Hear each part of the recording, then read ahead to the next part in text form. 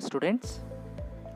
So this is the third video from the world between wars 1900 to 1950 part 1 chapter.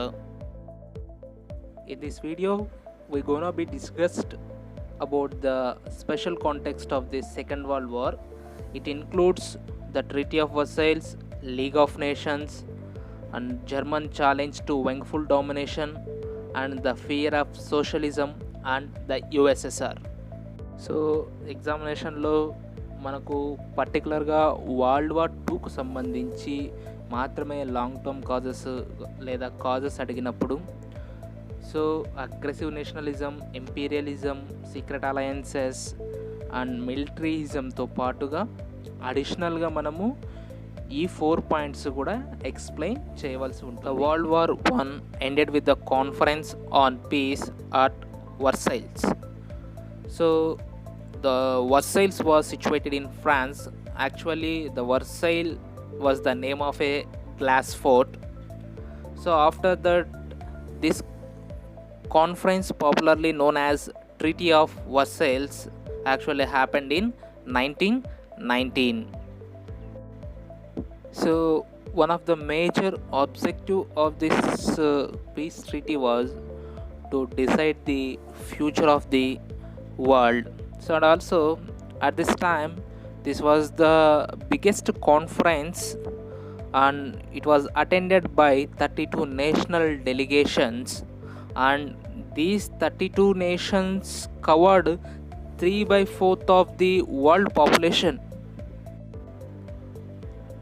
In the 32 delegate nations, it included the victorious powers like USA, UK, France, but the socialist Russia, Germany, Austria and Turkey was not invited to the conference.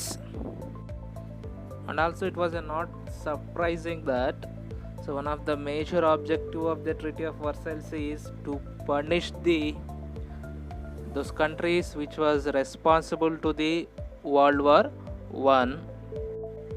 So likely the victorious powers felt that Germany is the main cause for the World War 1. So it imposed a lot of restrictions and war reparations on the Germany. Even to weaken Germany, the Treaty of Versailles imposed some territorial penalties and military cuts on it. So those restrictions was, firstly Germans were asked to return their colonies so were in Africa occupied in 1880s, and European areas like Alsace and Lorraine which they occupied from France in 1871. And also the military cuts are, the German was asked to cut down its army strength to 1 lakh from 9 lakh during World War 1. And also they do not have submarines and restrict its naval strength to 6 battleships. So these battleships of less than 10,000 tons and a dozen torpedo boats and destroyers each. So మనకు world war 1 end అయిపోయిన తర్వాత వార్ని ముగించడానికి so ఈ treaty of Versailles అనే ఒక సమావేశాన్ని నిర్వహించడం జరిగింది. సో వర్సైల్స్ అనే ఒక ప్రాంతం ఫ్రాన్స్లో ఉంది. వర్సైల్స్ అనేది ఒక గాజు కోట అని కూడా మనం చెప్పొచ్చు. సో దాదాపు 32 దేశాల నుంచి ప్రతినిధులు ఈ సమావేశానికి వచ్చారని. సో ఎక్కువగా ఈ సమావేశానికి అటెండ్ అయినటువంటి కంట్రీస్ అన్నీ కూడా విక్టోరియస్ పవర్స్ ఎక్కువగా ఉన్నాయి. So even victorious power side ఉన్నటువంటి రష్యాని కానివ్వండి, and losing power side defeat అయిన పవర్ సైడ్ ఉన్నటువంటి Germany, Austria, Hungary and Italy లాంటి కంట్రీస్ని ఈ ట్రీటీ ఆఫ్ వర్సైల్స్కి ఇన్వైట్ చేయలేదని చెప్పచ్చు. సో యాక్చువల్గా అందరికీ తెలిసిన విధంగానే సో ఏవైతే వరల్డ్ వార్ 1కి రెస్పాన్సిబిలిటీగా భావించబడుతున్నాయో, వరల్డ్ వార్ 1 జరగడానికి ముఖ్య కారణమని ఏవై కంట్రీస్ని అయితే అనుకుంటున్నాయో వాటి మీద రెస్ట్రిక్షన్స్, కొన్ని షరతుల్ని ఉద్దేశించాలనే ఈ ట్రీటీ ఆఫ్ వర్సైల్స్ని ఎక్కువగా నిర్వహించడం జరిగింది. సో దాంట్లో భాగంగానే జర్మనీ మీద కొన్ని కఠినమైనటువంటి షరతులను విధించడం జరిగింది. వాటిని డిక్తాట్స్ అని చెప్తాం. డిక్తాట్ వాజ్ అనే హార్డ్ రెస్ట్రిక్షన్స్. సో ఏంటి జర్మనీ మీద ఇంపోజ్ చేసినటువంటి రెస్ట్రిక్షన్స్ అంటే 1880లో జర్మన్ ఆక్యుపై చేసుకున్నటువంటి ఆఫ్రికన్ కాలనీస్, 1871లో ఫ్రాన్స్ నుంచి ఆక్యుపై చేసుకున్నటువంటి అల్సైస్ లోరైన్ అటువంటి రిచ్ మినరల్స్ ఉన్నటువంటి ఏరియాస్ అన్నింటినీ కూడా తిరిగి ఆయా కంట్రీస్కి అప్పజెప్పడం జరిగింది. సో దాని తర్వాత మిలిటరీ పరంగా వీకెండ్ చేయడానికి జర్మన్ ఆర్మీని 9 lakhs నుండి 1 lakhsకి తగ్గించుకోమని చెప్పడం, నావల్ స్ట్రెంగ్త్ని సీ మీద చేసేటువంటి వార్ఫేర్స్ని తగ్గించుకోమని చెప్పడం, సబ్మెరైన్స్ని తగ్గించుకోమనడం, అంతేకాకుండా బ్యాటిల్ షిప్స్ని కానీ, టార్పడో బోట్స్ని కానీ, డెస్ట్రాయర్స్ని కానీ వీటన్నిటిని తగ్గించుకోమని చెప్పడం. వీటి వెనుకున్నటువంటి ముఖ్య ఉద్దేశం ఏంటంటే భవిష్యత్తులో జర్మనీ నుంచి ఎటువంటి ప్రతీకార చర్యలకు దిగకుండా జర్మనీని నిలువరించడమే దాని ట్రీటీ ఆఫ్ వర్సైల్స్ యొక్క ఒక ప్రధాన ఉద్దేశంగా మనకు cause was the league of nations. League of nations was an international organization. The main objective of the League of Nations was to prevent the wars in the future. The League of Nations was established by the Treaty of Versailles. The man who was the main driving force behind the League of Nations was Woodrow Wilson. He was the president of USA at the time. Many nations hoped that the League of Nations will help eliminate wars through collective security and settle disputes between the countries through arbitration or negotiations. And also the League of Nations set up several international agencies for conducting welfare activities like health, labor, welfare, and also an international court of justice for legal disputes between nations. But it eventually failed. Why? Because even its peak stage in 1934, the league had only 58 members. Even the League of Nations have consolidated by victorious powers. Even the League of Nations cannot prevent Germany and Italy from violating international agreements and attacking other countries.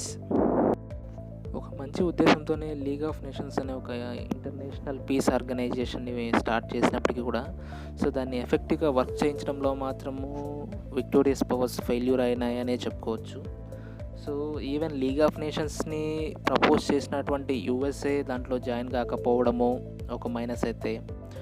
Even 1934 టైంకి peak స్టేజ్లో ఉన్నప్పటికీ కూడా దాన్ని activities ఎఫెక్టివ్గా work చేస్తున్న టైంలో కూడా only 58 countries మాత్రమే మెంబర్స్గా జాయిన్ కావటము.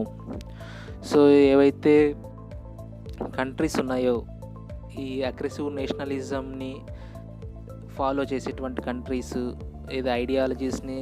వాటి ఐడియాలజీస్ సక్సెస్ఫుల్గా ఇంప్లిమెంట్ చేసుకునే కంట్రీస్ని, వాటి వర్క్స్ని కానీ అదర్ కంట్రీస్ని ఆక్యుపై చేసే టైంలో అటువంటి సమయాల్లో లీగ్ ఆఫ్ నేషన్స్ నా కంట్రీస్ని కంట్రోల్ చేయకపోవడం కూడా వరల్డ్ వార్ 2కి ఒక మెయిన్ రీజన్గా మనము చెప్పుకోవచ్చు. Next strongest cause was German challenge to వైంగ్ఫుల్ domination.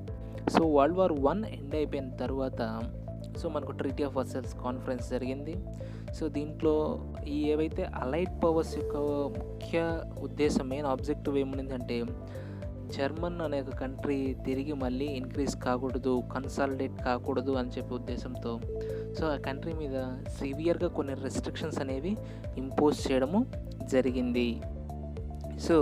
The Treaty of Versailles are the conditions which laid down in Treaty of Versailles. It created a reaction in Germany which led to the rise of Hitler and his Nazi party. Treaty of Versaillesలో ఏవైతే కొన్ని hard కండిషన్స్ని Germany మీద impose చేయడం జరిగిందో so అవే తర్వాతి కాలంలో Germany పీపుల్‌లో ఒక negative impact అనేది create చేయడం జరిగింది ఈ అలైస్ పవర్స్ మీద. సో ఈ ట్రీటీ ఆఫ్ వర్సైల్స్‌లో తీసుకున్నటువంటి కండిషన్సే ఒక రకంగా జర్మనీలో హిట్లర్ డెవలప్ కావడానికి, నాజీ పార్టీ డెవలప్ కావడానికి ఒక కారణంగా కూడా మనము చెప్పుకోవచ్చు. సో ఎలాగంటే జర్మన్ పీపుల్‌లో సో ట్రీటీ ఆఫ్ వర్సైల్స్ టైంలో ఏ ప్లేసెస్ అయితే, ఏ కాలనీస్ అయితే జర్మనీ నుంచి తీసుకున్నారో తిరిగి వాటన్నిటిని కూడా రీగెయిన్ చేసుకోవాలి, తిరిగి వాటన్నిటిని కూడా ఆక్యుపై చేసుకోవాలి. మళ్ళీ జర్మనీ యొక్క ఇంపార్టెన్స్ని, so German control, central Europe మీద జర్మనీ యొక్క కంట్రోల్ని మళ్ళీ తిరిగి సాధించాలి. సో ఏవైతే రిస్ట్రిక్షన్స్ ఇంపోజ్ చేసిన కంట్రీస్ మీద తిరిగి రివెంజ్ తీర్చుకోవాలని, ఇటువంటి ఉద్దేశాలన్నింటినీ కూడా జర్మనీలో హిట్లర్ ఇంకా ఎక్కువ ఎంకరేజ్ చేయడము, ఇవన్నీ ప్రామిస్ చేయడం కూడా వరల్డ్ వార్ 2కి రీజన్ అయిందని మనము చెప్పుకోవచ్చు. దాని తర్వాతనే so German reindustrialized itself furiously under the Nazis and developed a massive army and armament industry which could only be served by war. So వారితోనే మనము ఈ ఉద్దేశాలన్నింటినీ నెరవేర్చుకోగలిగిన ఉద్దేశంతోనే ఇండస్ట్రియల్ పరంగా డెవలప్ అవ్వడం జరిగింది. అదే టైంలో మ్యాసివ్ ఆర్మీని బిల్డ్ చేసుకోవడం జరిగింది. సో ఆర్మమెంట్ ఇండస్ట్రీస్ని తిరిగి రీస్టార్ట్ చేయడము జరిగింది. So next cause was the fear of socialism and the USSR. So after the end of the World War I, there was a popular movement started in Russia, that was a communist revolution or Russian revolution. So the communist ideology or socialist ideology, it quite opposite to the capitalist nations and its ideology. So in 1917 the Russia established a communist state, and the similar revolutions were also spread out in Europe. So these capitalist nations feared that once the communist revolution was started in capitalist countries, there was a no scope to them.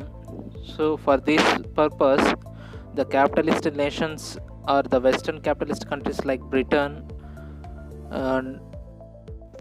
encouraged Hitler and the Nazis to consolidate themselves to act as a buffer against Soviet socialism. So this was the policy of appeasement of Hitler. So ఈ communism are socialism అనే ఈ రెండు ideologies ఎప్పుడు కూడా capitalist ఐడియాలజీకి ఆపోజిట్గానే ఉండటం వల్ల, so 1917లో Russian revolution start అయిన తర్వాత అక్కడ communist nation, communist state establish కావడము, సో కమ్యూనిజం ఆర్ సోషలిజం లాంటి రెవల్యూషన్స్ ఈ యూరోప్లో ఎక్కువగా జరగడము. సో ఎక్కడ ఈ కమ్యూనిజం వాళ్ళ క్యాపిటలిస్ట్ కంట్రీస్లోకి వస్తుందేమో, పీపుల్ దాన్ని ఎక్కడ ఇన్వైట్ చేస్తారేమో అనే ఉద్దేశంతో సో ఈ క్యాపిటలిస్ట్ నేషన్స్ అన్నీ కూడా హిట్లర్ని ఎంకరేజ్ చేయడము, జర్మనీ కంట్రీని కన్సాలిడేట్ చేయడంలో చాలా హెల్ప్ఫుల్గా ఉన్నాయి. సో ఎందుకు హిట్లర్ని కన్సాలిడేట్ ఎంకరేజ్ చేయాల్సి వచ్చాయి అంటే, సో ఈ కమ్యూనిజంని కానీ రష్యన్ యొక్క స్టేట్ యొక్క ఇంపార్టెన్స్ని కానీ తగ్గించడానికి హిట్లర్ ఉపయోగపడతాడు. సో కమ్యూనిజంని స్ప్రెడ్ కాకుండా, సోషలిజంని స్ప్రెడ్ కాకుండా హిట్లర్ రెసిస్ట్ చేయగలుగుతాడు అనే ఒక ఉద్దేశంతో ఈ క్యాపిటలిస్ట్ నేషన్స్ అన్నీ కూడా హిట్లర్ని కానీ జర్మన్ నాజీ పార్టీని కానీ ఇండైరెక్ట్గా ఎంకరేజ్ చేయడం జరిగింది. సో దీన్నే మనం policy of appeasement or appeasement policy అని కూడా అనొచ్చు. But in 1939 Germany and USSR entered into a non-aggression pact and Hitler turned against Britain and France alliance. So దాని తర్వాత 1939 ఇయర్లో జర్మనీకి యుఎస్ఎస్ఆర్కి 1924లో యుఎస్ఎస్ఆర్ అనేది ఫామ్ అయింది, union of Soviet socialist republic.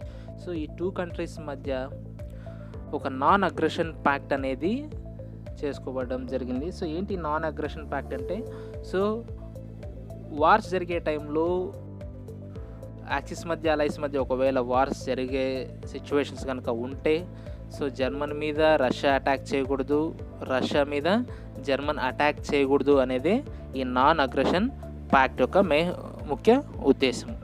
So the world war 2 was started in the mid of the world war 2. So the Hitler had an a control over most of the western European continent. So he then decided to attack USSR in 1942. So